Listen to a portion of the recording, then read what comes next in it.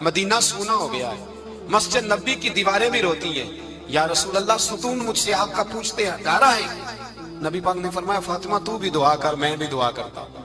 حضرت فاطمہ بھی ساتھ والے کونے میں سجدے میں گر گئی، پھر دعا ہوئی، پھر التجا ہوئی۔ حضرت جبریل آئے، کہنے لگے محبوبہ رب کہتا ہے سار اٹھاؤ، وَلَسَوْفَ يُؤْتِيكَ رَبُّكَ فَتَرْضَىٰ، اللہ فرماتا ہے میں آپ کو اتنا دوں گا کہ آپ مجھ سے راضی ہو جائیں۔ تو حضور تو سجدے کے عالم میں۔ حضرت سیدنا عبد الرحمن ابن عوف کہتے ہیں میں حضور کے ساتھ تھا، ہم مسجد نبی سے نکلے تو سامنے ایک باغ آیا، حضور فٹافٹ گئے اور باغ میں سر سجدے میں رکھ دیا۔ دیر تک حضور نے سجدہ کیا، اتنا لمبا کہ جیسے کسی کی روح پرواز کر گئی۔ کہتے میں حضور فارغ ہوئے تو عرض کی حضور اتنے لمبے سجدے کی وجہ؟ تو فرمایا میرے پاس جبریل آئے تھے اور انہوں نے کہا یا رسول اللہ رب کہتا ہے آپ کا جو امتی ایک بار درود پڑھے گا اللہ اس پہ 10 رحمتیں نازل کرے گا، اللہ اس کے 10 گناہ معاف کرے گا، اللہ اس کے 10 درجے بلند کرے گا۔ تو میں نے کہا سجدہ کر کے شکر نہ ادا کر لوں؟ اس بات پر میں سجدہ کرنے لگ گیا۔ اس بات پر ایک دوست کے ہاں بیٹا ہوا، مجھے کہنے لگے مبارک ہو بھتیجا آیا ہے۔ میں نے کہا خیر مبارک۔ بڑے عرصے کے بعد اللہ نے نوازا، میں نے 5 کلو مٹھائی بھیجی آپ کی جانب، دوستوں کو کھلا دیجیے۔ میں نے کہا اور کتنی بانٹی؟ کہنے لگے منوں کے حساب سے۔ باقی معاملات کیسے؟ کہنے لگے کیا بات ہے، غریبوں کو، مسکینوں کو، لاچاروں کو، سب کو دیا۔ تو میں نے کہا نفل کتنے پڑے؟ کہنے لگا ٹائم نکالتا ہوں۔ میں ٹائم بیٹا کس نے دیا؟ شکر کس کا ادا کرنا تھا؟ بھئی یہاں حال یہ ہے ہمارا کہ ہمیں 2 رکھتے تھوڑی مشکل ہے۔ اگر کہا جائے کہ 25 من مٹھائی تقسیم کرنی ہے تو وہ آسان ہے، ہم نے اپنے لیے عبادت کو، ریاضت کو بہت سا بنا لیا، اس کو اتاریں کچھ بھی مشکل نہیں۔ رب کی بارگاہ میں جتنا بندہ جھکتا جاتا ہے اتنا ہی اللہ اسے اور عزت عطا کرتا جاتا ہے۔ بزرگوں سے کسی نے پوچھا تھا کہ میری اللہ قبول بھی ہے کہ نہیں؟ تو وہ کہنے لگے رب کو تیری پہلا سجدہ قبول تھا تو تب اس نے دوسرے کی توفیق دی تھی، اسے تیری فجر قبول تھی تو تجھے زور پڑھنے کی توفیق دی، اس نے تیرا پہلا روزہ قبول کیا تو دوسرا رکھنے کا موقع دیا۔ یہ علامت ہے قبولیت۔ میرے محبوب نے فرمایا بندگی کرو، اس کے حضور آؤ، کبھی کا صلاۃ اللیل پڑھو، کبھی کا تہجد پڑھو، کبھی کا اشراق پڑھو، کبھی کا چاشت پڑھو، کبھی کا اوابین پڑھو۔ اور میرے مصطفیٰ نے فرمایا ہو سکے تو اٹھ کے تہجد پڑھو، باقی نمازوں پہ رب تمہیں ثواب دے گا۔ اگر تہجد پڑھو گے تو رب تمہاری طرف دیکھ کے مسکرائے گا، جو اس کی شان کے لائق ہے وہ مسکرائے گا۔ مصلی آباد کریں، مصلی آباد کرنے سے روحانی زندگی آباد رہے گی، من کے اندھیرے دور ہوں گے، روح کی کساوتیں دور ہوں گی۔ انسان اللہ سے جڑا ہوتا ہے تو اس کی بندوں کی جانب توجہ ہی کم جاتی ہے۔ حسد کون کر رہا ہے، مخالفت کون کر رہا ہے، جھگڑا کون کر رہا ہے، بغض کون پیدا کر رہا ہے، ان چیزوں سے ویسے ہی بچا رہتا ہے۔ میرے محبوب پاک سید عالم صلی اللہ علیہ وسلم کثرت سے سجدہ کرتے ہیں۔ قیامت کے دن حضور شفاعت کس طرح کریں گے؟ سجدہ کر کے 4 سجدے کریں گے حضور۔ بخاری مسلم میں موجود ہے، صحابہ کرام فرماتے ہیں حضور نے فرمایا جب امتیں پریشان ہو کے نبیوں کے پاس جائیں گی تو پھر میرے پاس آئیں گی، جب میرے پاس آئیں گی تو میں سجدہ کروں گا اور خدا سے کہوں گا یا اللہ ان کا حساب تو شروع کر۔ فرمایا میرے ایک سجدے سے اللہ حساب شروع کرے گا، پھر میرے غلام رہ جائیں گے جنہوں نے بہانے بنائے ہوں گے، نماز پڑھی ہوگی، یہ بہانہ ہے خدا کی رحمت حاصل کرنے کا۔ جن کے پاس تو کچھ ہوگا وہ تو اس بہانے کے سبب چلے گئے، گناہ گار رہ گئے، تڑپ کے کہیں گے محبوبہ ہم کیا کریں؟ تو حضور فرماتے ہیں میں لمبا سجدہ کروں گا۔ فرماتے ہیں میں لمبا سجدہ جب کروں گا تو رب لمبے سجدے کے بعد فرمائے گا محبوب سار اٹھائیے، آپ مانگیے میں عطا کرتا ہوں، آپ سوال کیجئے میں دیتا ہوں، آپ سفارش کیجئے میں قبول کرتا ہوں۔ تو میں اللہ میرے گناہ گاروں کو بخش دے۔ رب کہے گا جس کے دل میں رائی کے دانے کے برابر ایمان ہے اسے لے جائیے، لے جائیے، لے جائیے اسے۔ ایک حدیث میں ہے جس کے دل میں جو کے دانے کے برابر ایمان ہے لے جائیے۔ حضور فرماتے ہیں ان کو جنت میں بھیج کے میں پھر سجدے میں گر جاؤں گا۔ لمبا سجدہ، تیسرا سجدہ، اے اللہ مہربانی کا رحمت فرما۔ اللہ کہے گا محبوب سار اٹھاؤ، جو مانگو گے میں دوں گا۔ یا اللہ اور فضل کا، جس کے دل میں رائی کے دانے سے بھی کم ایمان ہے محبوب اسے بھی جنت میں لے جاؤ۔ حضور فرماتے ہیں میں اور سجدہ کروں گا، پھر جس کے دل میں اس سے بھی کم ایمان ہوگا اسے بھی لے جاؤں گا۔ صبح قیامت میرے مصطفیٰ کریم علیہ السلام امت بھی سجدہ کر کے بخشوائیں گے۔ جب حضور سجدے کر رہے ہیں تو امت کیوں نہیں کر رہی؟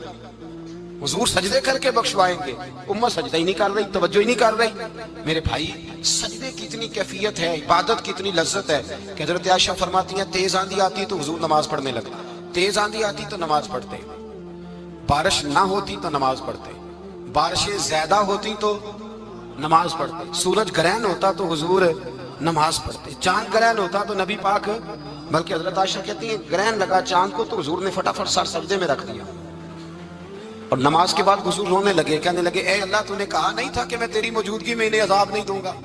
اللہ درگزر کر اپنے بندوں سے، رحمت فرما، کرم نوازی فرما۔ فرمایا ہر موقع پر حضور نماز پڑھتے۔ سید عائشہ صدیقہ فرماتی ہیں کبھی کبھی میرے بسترے نور میں حضور ہوتے، فرماتے ابو بکر کی بیٹی تو اجازت دے تو رب کو راضی نہ کر لوں؟ میں کہتی میری کیا جرت ہے؟ تو حضور نماز کی نیت باندھتے، بخاری مسلم میں لفظ ہیں، حضرت عائشہ کہتی ہیں حضور اتنی لمبی نماز پڑھتے کہ قدموں میں ورم آ جاتا، اتنی لمبی بندگی فرماتے کہ قدم مبارک سوج جاتے، ورم آتا۔ میں عرض کرتی حضور آپ کی برکت سے اللہ اگلے پچھلوں کو معاف کرے گا، آپ اتنی آہوزاری کیوں کرتے ہیں؟ اللہ نے آپ کو محبوب بنایا ہے، شفاعت کا حق دیا ہے، سب سے اعلیٰ امت دی، حضور اتنی آہوزاری؟ تو حضور فرماتے عائشہ تو نے بتایا ہے نا رب نے مجھے بڑا دیا ہے، افلا اکون عبدا شکورا، اب میں رب کا شکریہ ادا نہ کروں؟ میں لمبی نمازیں پڑھ کے اس کا شکریہ ادا کرتا ہوں، اس کی بارگاہ میں حاضر ہوتا ہوں۔ میرے بھائی نماز نہیں تو انسان کہے گا، سجدہ نہیں تو اس نے زندگی کہاں بتا دی؟ اگر اللہ کی بارگاہ میں ایک صحابی نے سر سجدے میں رکھا تو ماتھے پہ مٹی لگ گئی، وہ جھاڑنے لگے، میرے قریب نے فرمایا نہ جھاڑ، جب تک سجدے کی مٹی پیشانی پہ رہتی ہے اللہ کے فرشتے درود پڑھتے رہتے ہیں، اس سے رہنے دو، یہ تو لذت ہے۔ عزت والا وہ ہے جو مالک کی بارگاہ میں۔ حضرت صلہ بن اشیم کے بارے میں صحابہ کہتے ہیں بڑے عبادت گزار تھے، نیک تھے۔ حضرت انس بن مالک کہتے ہیں ہم نوجوانوں کا دل کیا کہ ذرا اس صحابی کی عبادت کا تو پتہ کریں کس طرح کی ہے، عبادت کا تو پتہ کریں۔ فرماتے ہیں جنگ کا موقع تھا، رات کے وقت جب دنیا سو گئی نا تو وہ بھی لیٹ گئے، جب دیکھا سب لوگ سو گئے تو چپتے سے اٹھے تو جنگل میں چلے گئے، جنگل میں جا کے نماز کی نیت باندھ لی، کہا صلہ بن اشیم صحابی ہیں، وہاں نماز پڑھنے لگے، کہتے ہیں میں بھی پیچھے پیچھے ہو گیا کہ پتہ تو کروں کس طرح پڑھتے ہیں۔ تھوڑی دیر گزری تو شیر آ گیا، شیر نے آ کے تھاڑا، للکارا، فرماتے ہیں میں ڈر کے درخت پہ چڑھ گیا۔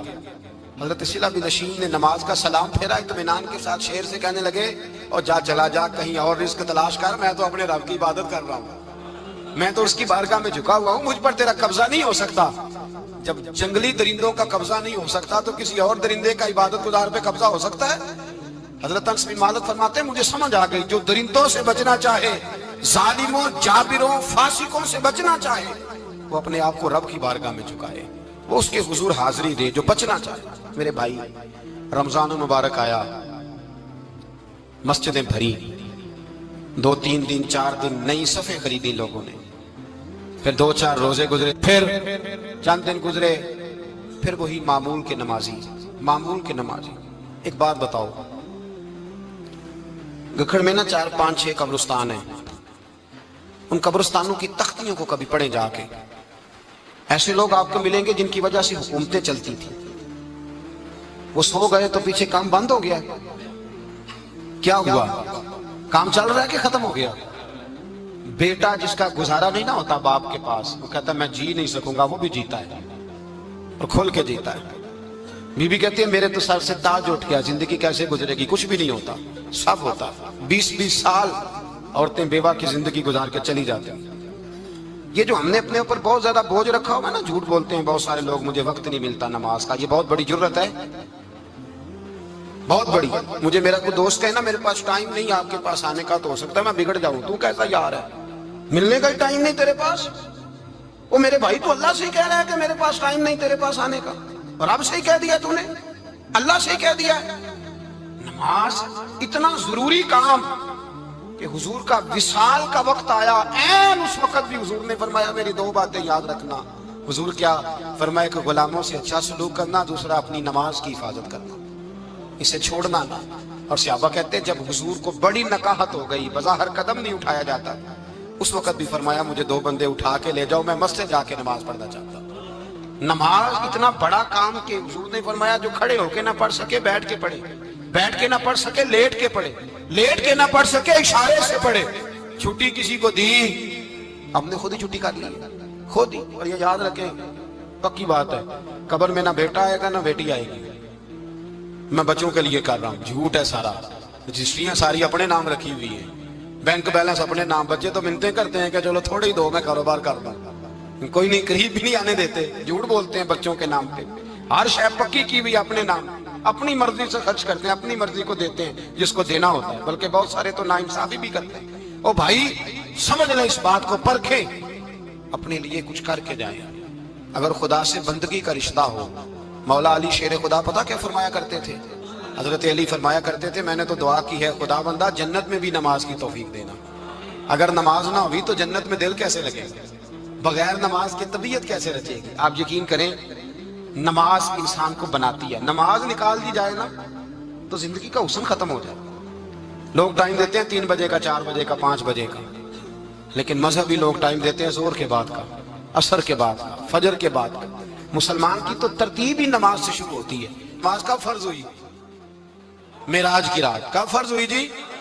لیکن حضور جب گئے نا حرم شریف، یہاں بھی نماز پڑھا کے گئے، لینے جا رہے تھے نماز، لیکن مسجد اقصیٰ میں بھی 2 رکعتیں پڑھا کے گئے۔ ابھی نماز آنی تھی، حضور اس سے پہلے نمازیں پڑھا رہے ہیں۔ تو نماز کا تو رشتہ ہے، نماز سے تو تعلق ہے۔ نماز حضرت سعید بن مسیب رضی اللہ تعالیٰ عنہ فرماتے یزید کی فوجوں نے جب مدینے پہ حملہ کیا تو انہوں نے گھوڑے باندھ دیے مسجد نبوی میں، 3 دن تک نماز نہ ہونے دی معاذ اللہ۔ فرماتے ہیں میں دیوانہ بن کے حضور کی قبر کے پاس بیٹھ گیا، میں دیوانہ بن گیا کہ وہ مجھے پاگل اور دیوانہ سمجھ کے چھوڑ دے۔